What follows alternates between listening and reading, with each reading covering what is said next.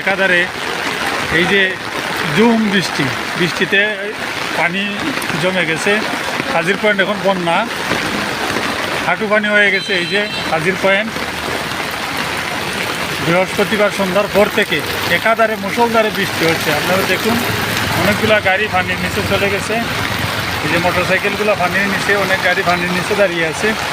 এই যে কাজির পয়েন্টের যে অবস্থা, সুরমা নদী আর কাজির পয়েন্ট একাকার হয়ে গেছে। এই যে জলাবদ্ধতা, এটাকে জলাবদ্ধতা বলা যাবে না। এই যে বৃষ্টি আর বৃষ্টি। আমরা আছি এখন কুটুমবাড়ির সামনে। কুটুমবাড়ির সামনে কুটুমবাড়ি জেনারেল হসপিটাল। সব মোটরসাইকেল এগুলো পানির মধ্যে হাঁটু পানি হয়ে গেছে। এই যে আমি পানির মধ্যে হাঁটতেছি।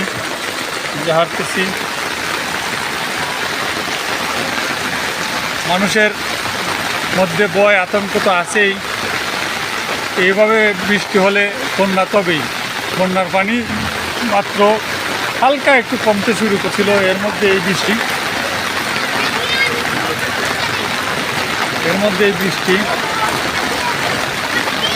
ভয় আতঙ্ক এই যে নিত্যদিনের সঙ্গী।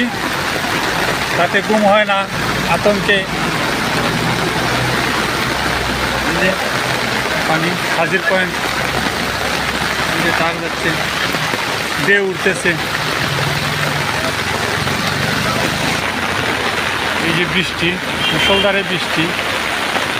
অতীশের দোকানের সামনে পানি, যে সুরমা নদীর সাথে একাকার হয়ে গেছে। পানি আর পানি, বৃষ্টি আর বৃষ্টি। বৃষ্টিতে আমার কোনো নামই নাই। সিলেট এবং সুনামগঞ্জবাসীর এখন নিত্যদিনের সঙ্গী মানুষ এই পানির সাথে, এই বৃষ্টির সাথে, এই অতিবৃষ্টি, ঘন ঘন বন্যা, অতিবৃষ্টি আর ঘন বন্যা, এইসব এখন নিত্যদিনের সঙ্গী।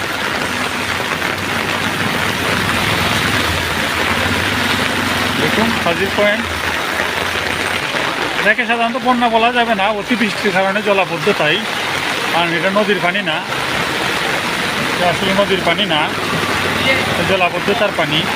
কিন্তু কথা হচ্ছে গিয়ে এই জলাবদ্ধতা, এই যে পানি, এটা তো নদীতে বিপদ সীমার উপরে পানি। এর মধ্যে এই যে পানি, বৃষ্টি, সেটা তো বন্যায় রূপ নিবে।